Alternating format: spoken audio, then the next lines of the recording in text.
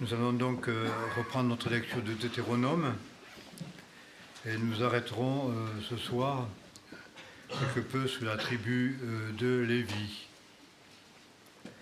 Nous savons que la tribu de Lévi est la tribu qui n'a pas de propriété en Israël, nous y reviendrons, et qui est la tribu à laquelle d'ailleurs appartient Moïse, puis nous verrons en le lisant qu'il se confond lui-même avec cette tribu et qui part de lui en parlant d'eux, de sa propre tribu, et qui n'avait aucune possession en Israël, mais qui était consacré au service du culte, au service de Dieu. On peut dire que c'était la tribu des prêtres et des sacrificateurs.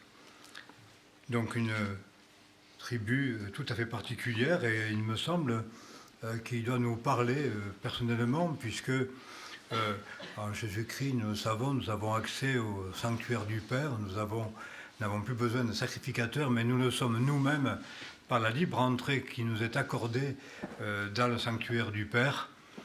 Donc il est dit en Apocalypse, on est une tribu de rois et de sacrificateurs pour Dieu. C'est pourquoi ce qui est dit de Lévi nous concerne aussi particulièrement, puisque nous sommes tous appelés à célébrer un culte à Dieu, personnellement, bien sûr en commun, mais l'intermédiaire du prêtre et de personnes affectées au culte n'est pas indiqué dans le Nouveau Testament. Les apôtres et les anciens sont des serviteurs de Dieu qui exercent des fonctions au sein du peuple, mais qui ne sont en aucun cas des sacrificateurs de l'Ancien Testament, parce que nous avons un seul sacrificateur, c'est Jésus-Christ, et en lui nous le sommes aussi, appelés à rendre à Dieu un culte en vérité, en esprit, et à le servir comme la parole nous le demande, et comme cela a été indiqué aussi spirituellement déjà aux Lévites. Alors voilà, je voudrais que nous puissions lire ce qui est dit aux Lévites dans Deutéronome, tout d'abord Deutéronome chapitre 33, verset 8.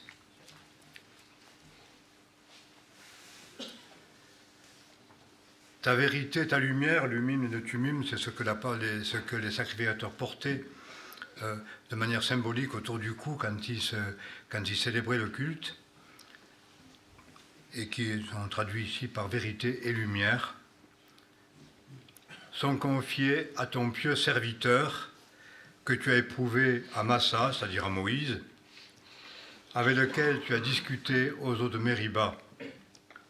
C'est Lévi qui a dit de son père et de sa mère, « Je ne veux pas les voir, car c'est lui qui n'a pas épargné ses frères et n'a rien voulu connaître de ses enfants.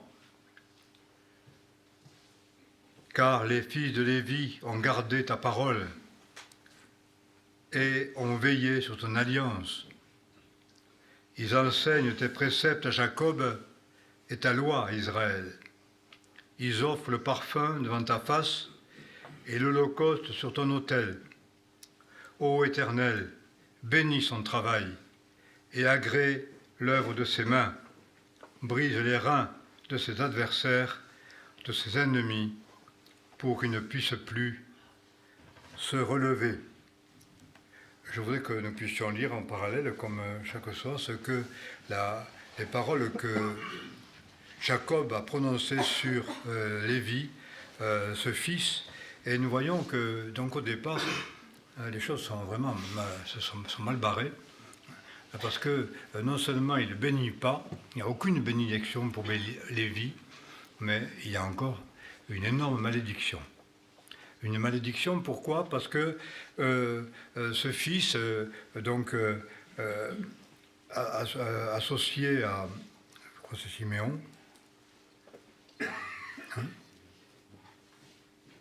Siméon, oui.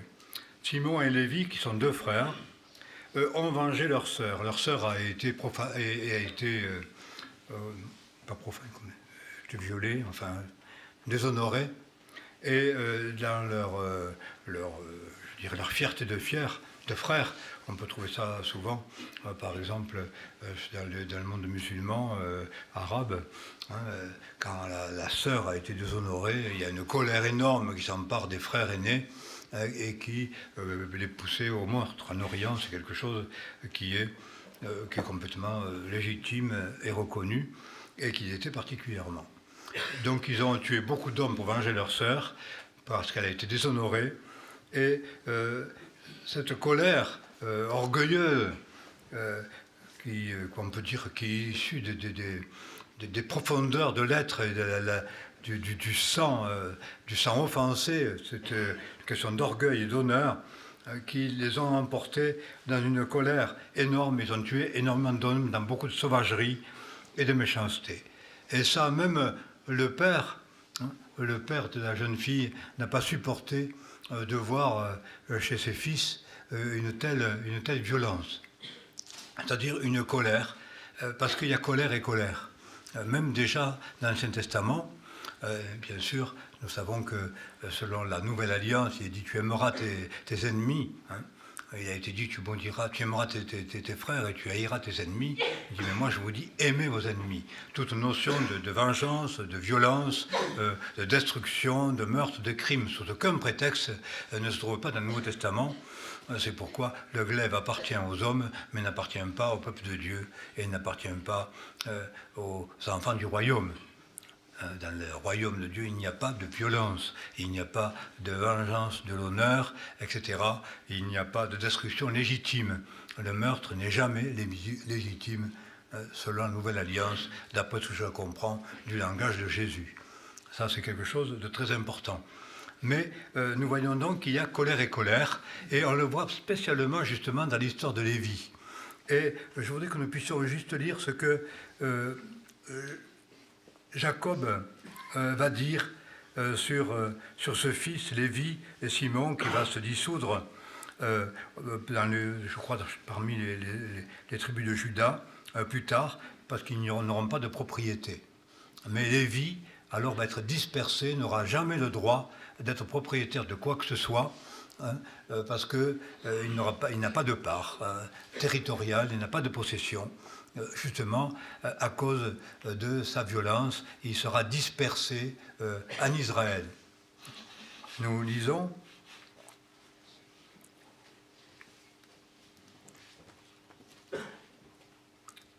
verset 5 de Genèse 49. Siméon et Lévi sont frères. Leurs glaives sont des instruments de violence. Que mon âme ne s'associe pas à leurs desseins, que mon esprit ne s'unisse point à leur assemblée, car dans leur colère, ils ont égorgé des hommes, dans leur emportement, ils ont coupé les jarrets des taureaux, maudite soit leur colère, car elle a été barbare, maudite leur fureur, car elle a été cruelle. Je veux les diviser parmi les filles de Jacob et les disperser en Israël. Donc, nous retrouvons un peu la même malédiction qu'il y a sur Caïn et ses descendants. Tu seras errant sur la terre. Donc, pas de lieu stable, pas de lieu où habiter, pas de propriété possible, mais une errance, une fuite perpétuelle, et il n'y a pas de port. Pourquoi ? Pour des gens violents. Et il est vrai qu'il y a violence et violence, et c'est ce qu'on voit surtout dans les pays où il y a eu, vous savez, les guerres civiles par exemple, ou les vengeances personnelles, comme lors de, je dirais en France, avec je ne trouve plus le mot ce soir, l'épuration ou les résistants. C'est grave, je ne trouve plus mes mots. Bon, enfin bref, les résistants, etc., eh bien, ou même, on le voit aussi très bien, par exemple, en Espagne, avec les guerres civiles, où le sang se mélange au mariage, etc.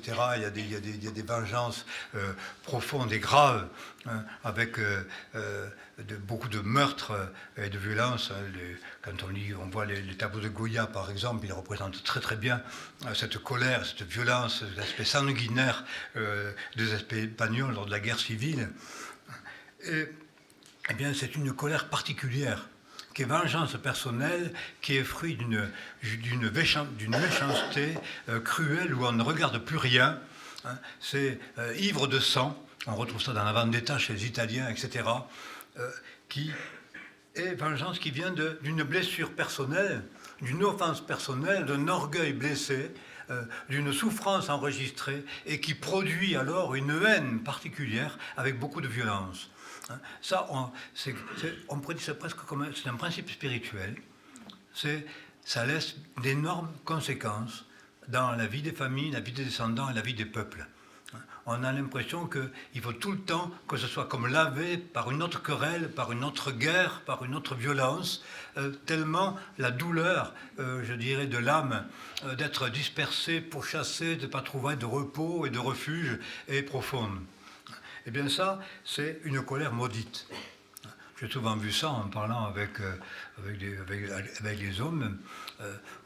Il y a colère et colère, on peut tous avoir des moments de montée d'adrénaline où on est un petit peu énervé et on dit des choses qu'il ne faut pas dire, etc. Mais entre ça et avoir, je dirais, envie de taper, de détruire, de tuer, lorsqu'il surgit des pensées de meurtre, ou comme certains disent, j'ai une tache rouge qui vient devant moi, je ne vois plus rien, je tape, eh bien, c'est ce type de colère qui a été maudite par Jacob vis-à-vis de ce fils, Lévi, qui a vengé sa sœur.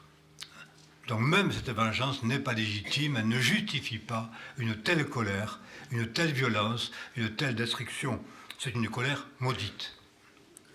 Maudite soit leur colère, elle est barbare, maudite leur fureur, car elle a été cruelle.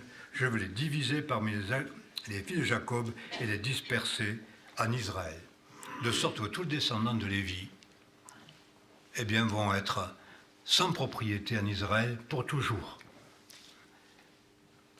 Nous avons là, on peut dire là, c'est la tribu qui parle le plus mal. C'est, je dirais même pas bénie, mais non seulement pas bénie, mais maudite, avec une malédiction, je dirais épouvantable, et qui a poursuivi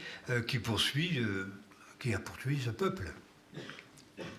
Alors, comment Lévi est-il devenu la tribu des sacrificateurs, hein, puisque finalement, c'est quand même une tribu que Dieu va utiliser.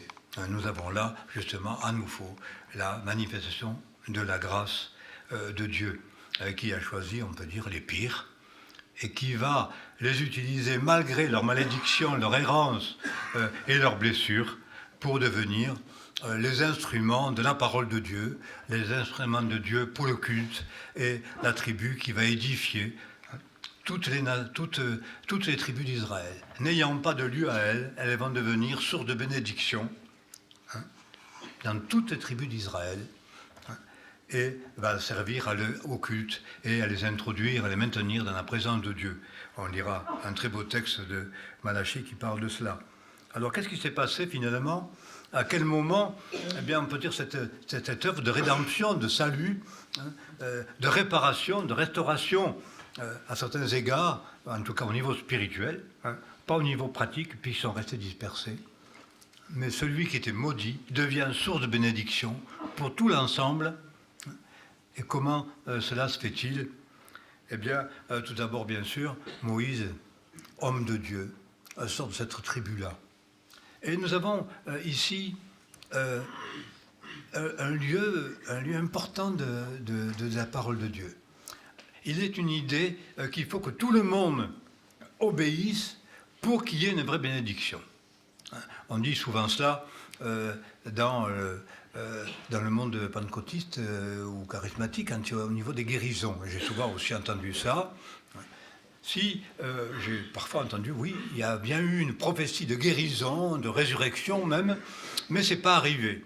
On dit pourquoi ce n'est pas arrivé? L'excuse qu'on donne toujours, c'est que toute l'assemblée n'a pas cru de la même manière, il y avait des incrédules dans l'assemblée. Donc c'est toujours la faute des autres, la faute des assemblées, parce que tout le monde n'a pas cru à la guérison, il y a eu des incrédules. Voilà ce qu'on dit. Donc c'est la faute des autres. Ça, c'est un argument qui n'est pas du tout biblique. Parce que bibliquement, un seul suffit au salut des autres. On retrouve ça, il y a plein d'exemples dans le Nouveau Testament et dans l'Ancien Testament qui nous montrent justement cela. C'est que la fidélité de l'un devient source de salut pour tous les autres. Et nous avons là, on peut dire, le message de Jésus-Christ lui-même. La désobéissance d'un seul, Adam, a conduit le monde dans le péché et dans la mort, mais l'obéissance d'un seul juste, parfaitement juste, et par son sacrifice, le don de lui-même, eh bien, beaucoup de ceux qui croiront deviendront justes par lui. Il justifiera beaucoup d'hommes. Un seul justifie beaucoup. Et nous pouvons donc avoir cette assurance. Ce n'est pas le grand nombre qui fait que, mais c'est cette fidélité à laquelle nous sommes appelés nous-mêmes, pour les nôtres, pour ceux qui nous entourent, pour l'Église de laquelle nous faisons partie. Souvent, on voit l'Église, on la critique, on la juge à cause de ses défauts, etc. Alors, on voit bien, il n'y a pas d'amour dans l'Église, etc. Eh bien, on ne peut pas se livrer à ce genre d'attitude, qui est une attitude de jugement et qui ne correspond pas à la pensée biblique. Alors, s'il n'y a personne, eh bien, sois celui-là.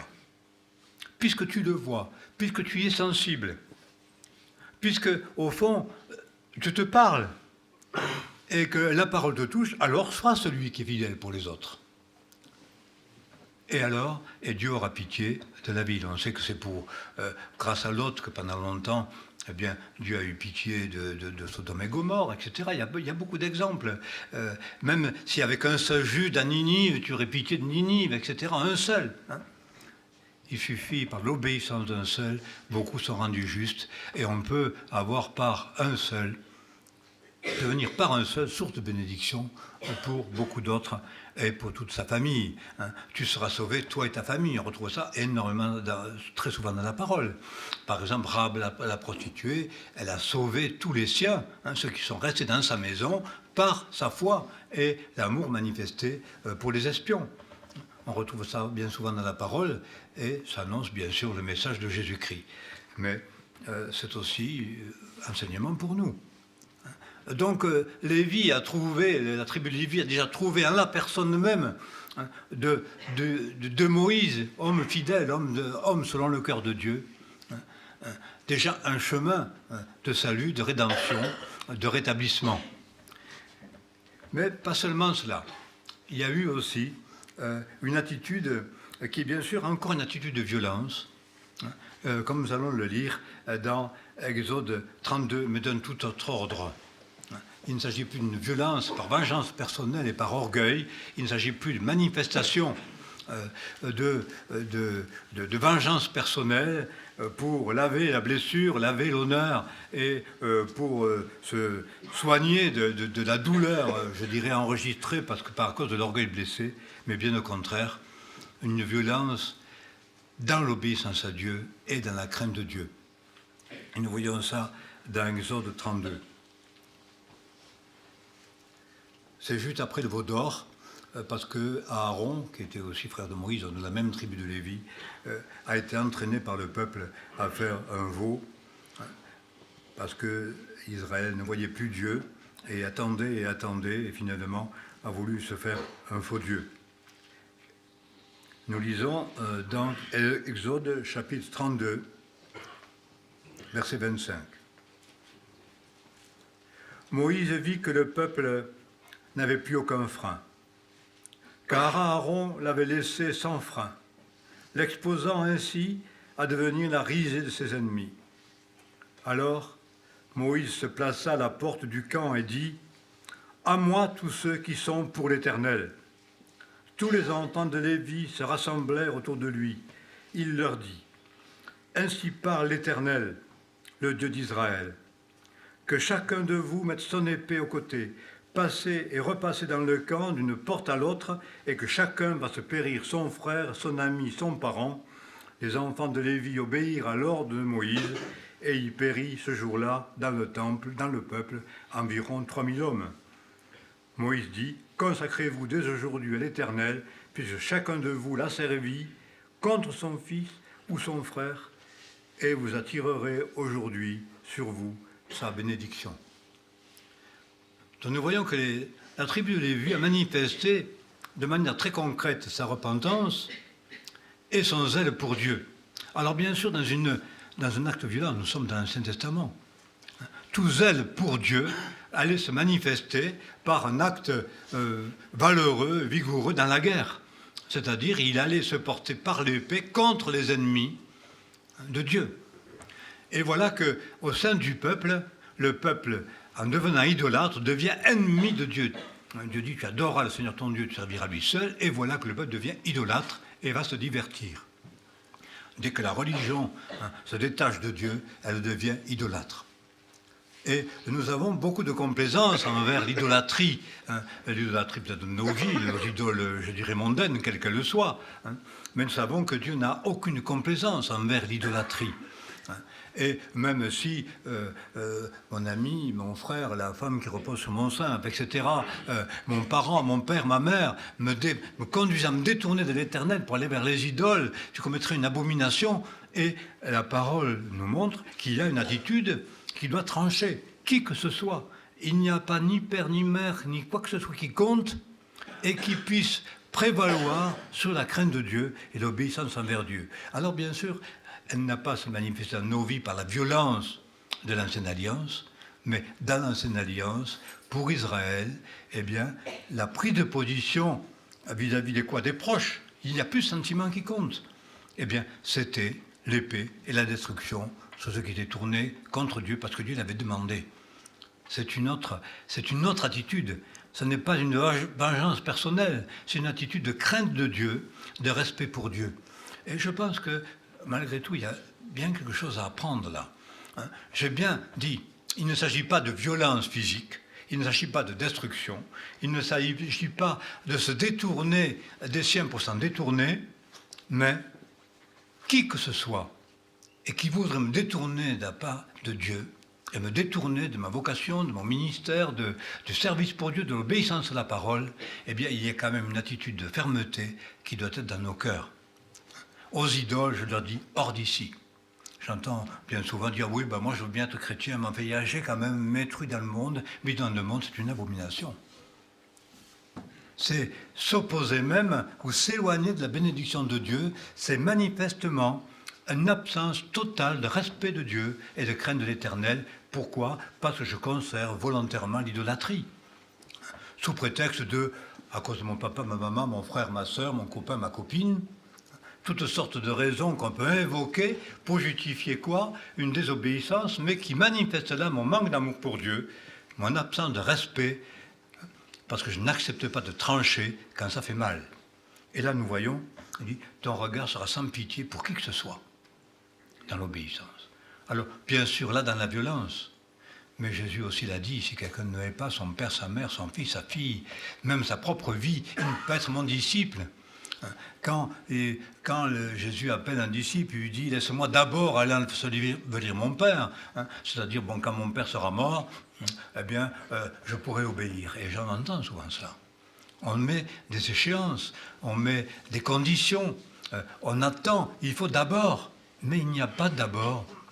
Quand Dieu parle, la crainte de Dieu me conduit à une obéissance et je dois accepter donc de haïr mon père et ma mère. Non pas parce que je ne veux pas l'aimer, je ne veux plus l'aimer, non pas parce que je cesserai dans mon devoir filial, etc., ou paternel, ou de mari, mais je ne me laisserai en aucun cas entraîner dans la désobéissance envers Dieu.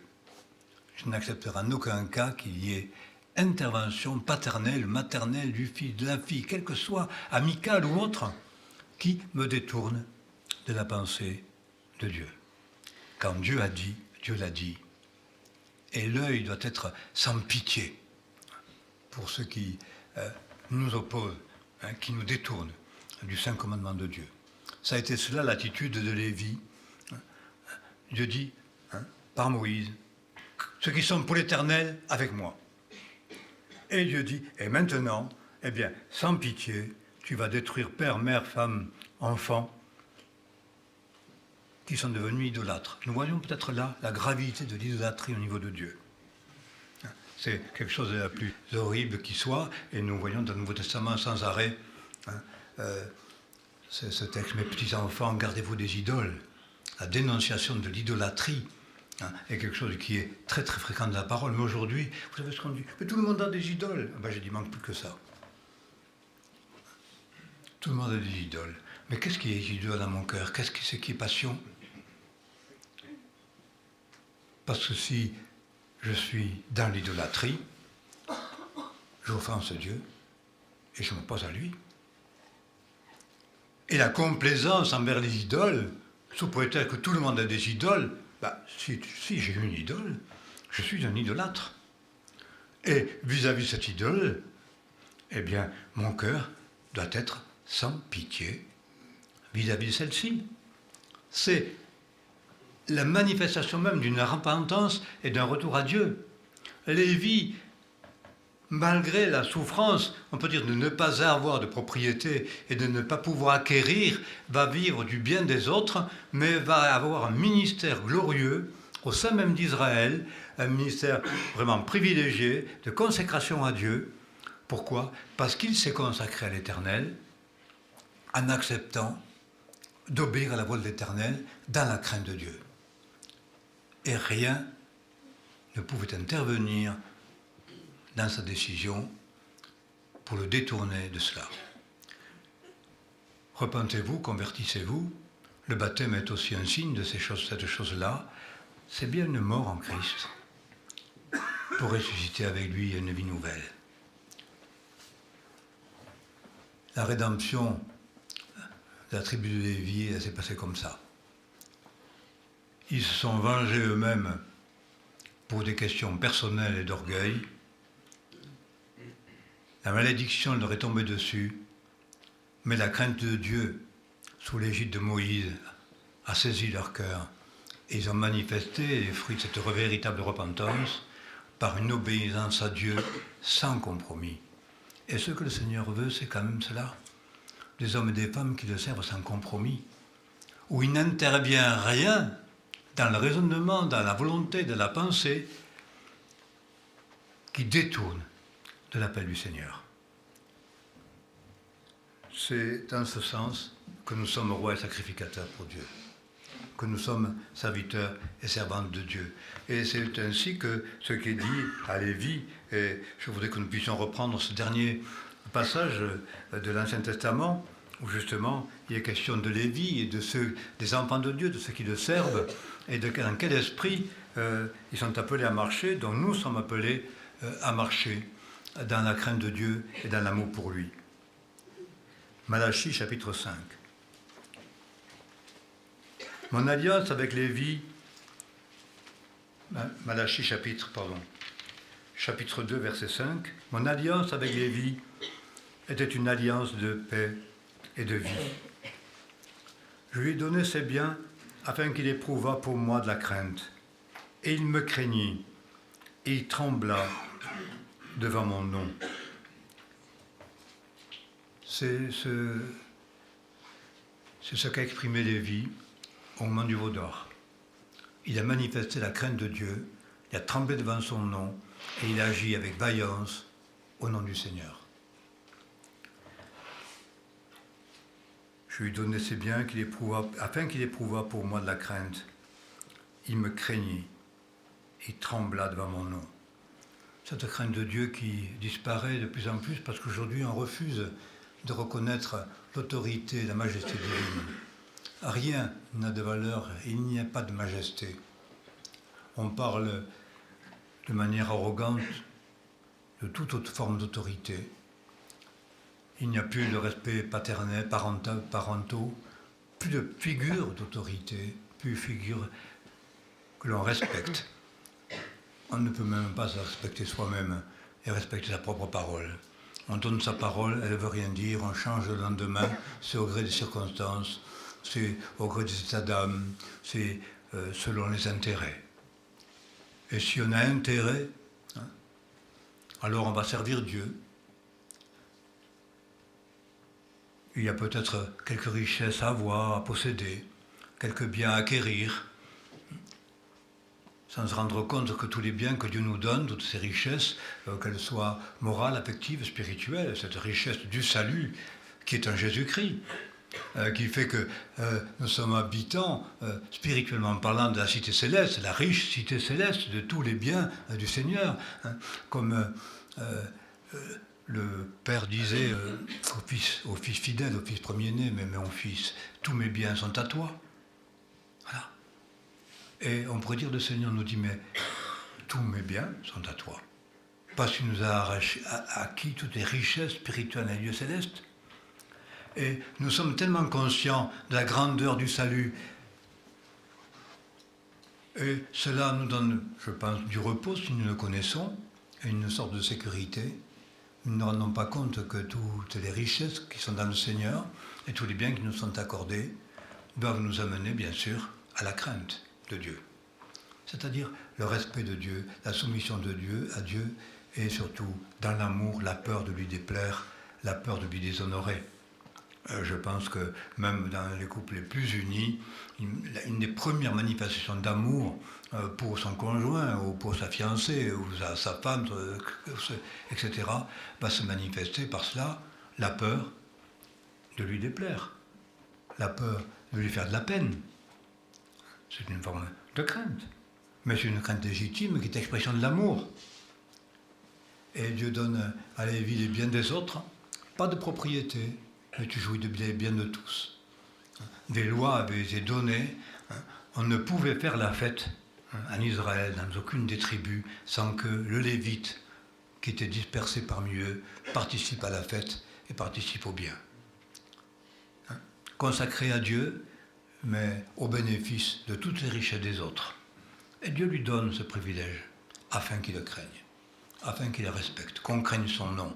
Aujourd'hui, on peut parler de Dieu, on peut désobéir, on peut discutailler avec lui, disputer à Dieu certaines obéissances qui nous coûtent un peu, plus ou moins, etc. Mais on n'a aucun sens de Dieu. Qui est Dieu? Comment oser discuter avec lui? Comment oser contester avec lui?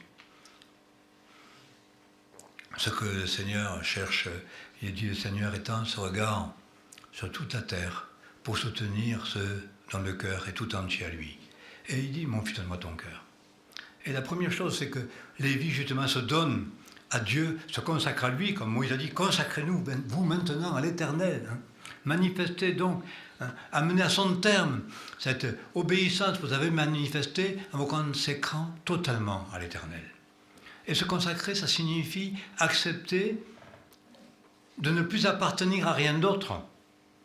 Accepter que les liens qui nous retiennent à tant de choses soient complètement brisés pour être à celui que nous aimons et celui que nous servons.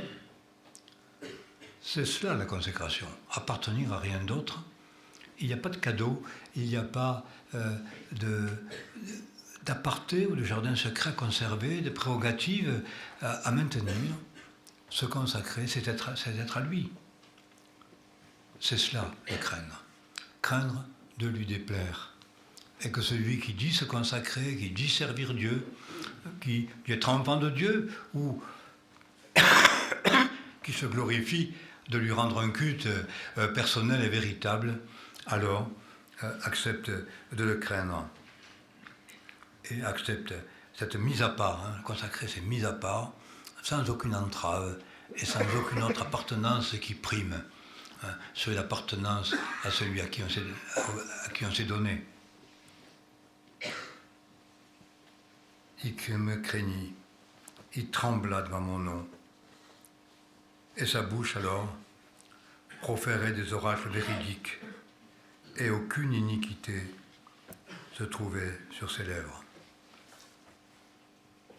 C'est tellement merveilleux cela. Celui qui se consacre va pouvoir parler de manière vraie.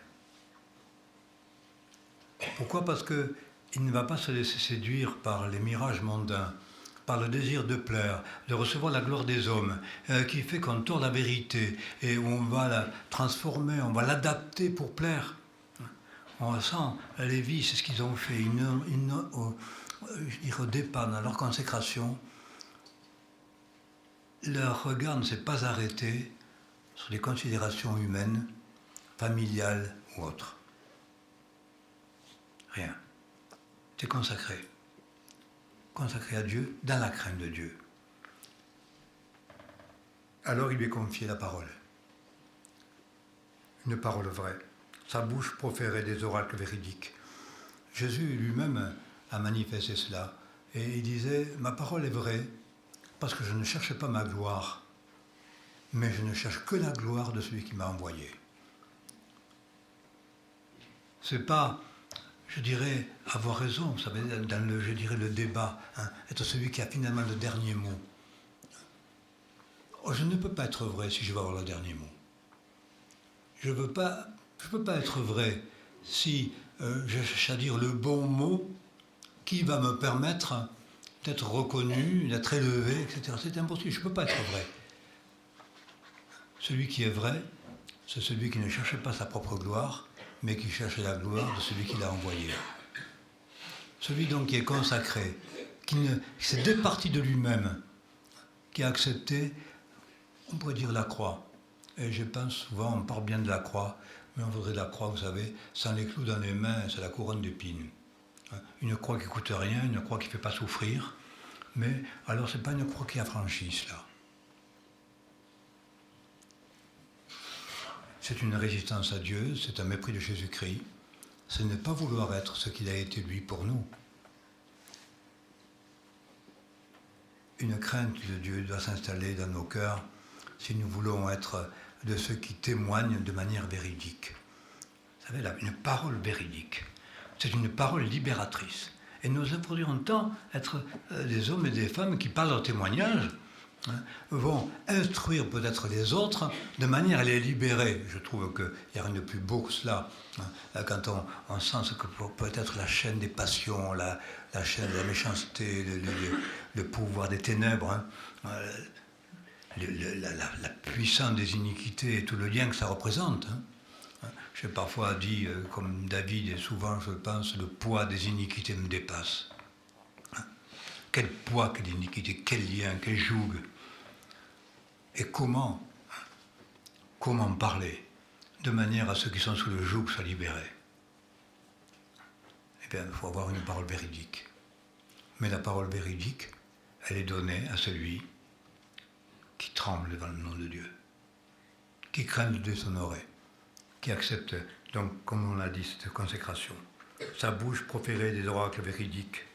Aucune iniquité ne se trouvait sur ses lèvres, donc aucun mensonge. Il marchait avec moi dans la paix, dans la droiture. Et il détourna du mal un grand nombre d'hommes. C'était le ministère de la tribu de Lévi. Car les lèvres du prêtre sont les gardiennes de la science, et c'est de sa bouche qu'on attend les oracles. Il est le messager de l'Éternel des armées. C'est une vocation, je dirais, la vocation de chacun en tant que témoin, parce que je pense que tout enfant de Dieu, consacré au Seigneur, est un témoin de sa part. Mais plus l'appel est grand et la vocation est précise, plus grande aussi notre responsabilité, et c'est là qu'est la valeur véritable d'un ministère. Messager de l'Éternel des armées. Mais vous, au contraire, vous vous êtes écarté de la bonne voie, vous en avez branché beaucoup par votre enseignement, vous avez violé l'alliance de Lévi, l'Éternel des armées. Moi aussi, de mon côté, je vous ai rendu plus méprisable et vil aux yeux de tout le peuple. Vous savez, c'est bien ce qui choque. Beaucoup d'hommes et de femmes aujourd'hui refusent de croire aux prédications, de croire, on peut dire, à la religion, de croire au témoignage, doutent. Qu'est-ce qui a fait douter? C'est que ceux qui parlaient, prétendaient parler, ne sont pas montrés dignes de leur vocation et des paroles qu'ils prononçaient. On fait mépriser le message par une attitude, par des comportements et des péchés, parce qu'on viole l'alliance. Nous sommes appelés non seulement à dire que nous sommes chrétiens, mais à porter en tout lieu l'odeur de sa connaissance et manifester par nos comportements, par notre attitude envers Dieu, dans sa présence, une vie conforme à cette vocation que Dieu nous a adressée. C'est ainsi que le Seigneur nous invite à nous livrer à lui, nous consacrer à lui et à faire le bien pour lui plaire. Non pas pour acquérir une place, mais à faire le bien pour lui plaire, parce que Dieu aime celui qui le sert avec joie. Et nous voyons que comme pour Lévi, eh bien, cette œuvre que nous pouvons accomplir a une valeur aux yeux de Dieu et une valeur éternelle. Les récompenses ne sont pas toujours ici-bas. Nous n'obtenons pas toujours sur la terre le bénéfice de nos actions. Mais notre destinée, le sens du sacrificateur, le sens du lévite, du serviteur de Dieu, c'est acquérir un solide trésor dans le ciel. C'est acquérir des récompenses dans l'éternité. Nous savons quelles seront, mais elles nous sont promises. Et il y a un texte qui fait du bien parfois, qui rassure. Dieu n'est pas injuste pour oublier l'amour manifesté pour son nom et les services rendus aux saints.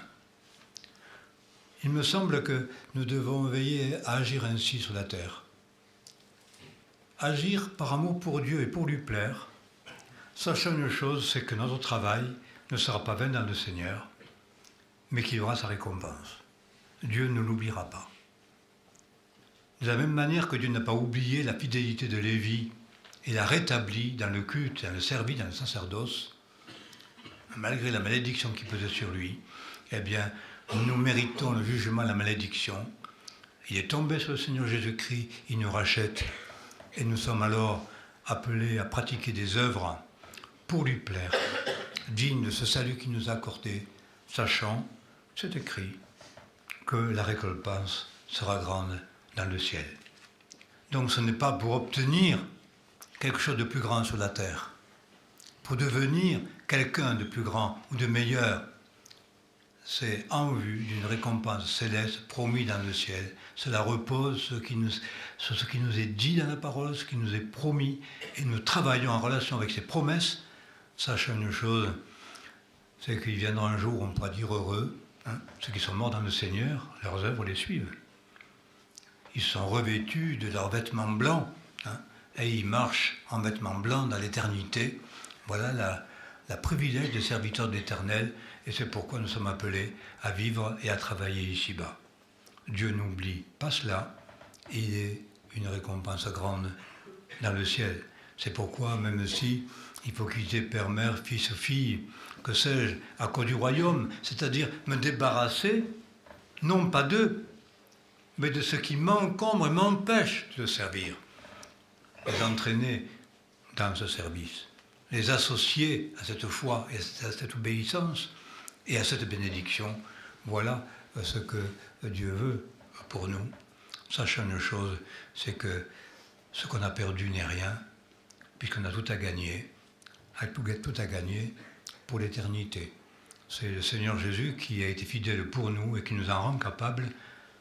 Et nous sommes invités à travailler de mieux en mieux à l'œuvre du Seigneur, sachant que notre travail ne sera pas vain dans le Seigneur, c'est écrit dans la parole. C'est pourquoi, même si justement le Seigneur nous appelle jeunes, eh bien n'hésitons pas, quelles que soient les épreuves et le prix à payer peut-être, qui nous paraît démesuré aujourd'hui et douloureux dans notre âme ou dans notre chair. Il a souffert dans la chair pour nous. Nous acceptons aussi cela, mais nous livrons joyeusement entre ses mains pour accomplir son œuvre, jusque dans l'éternité. La récompense sera grande dans le ciel. Nous prions.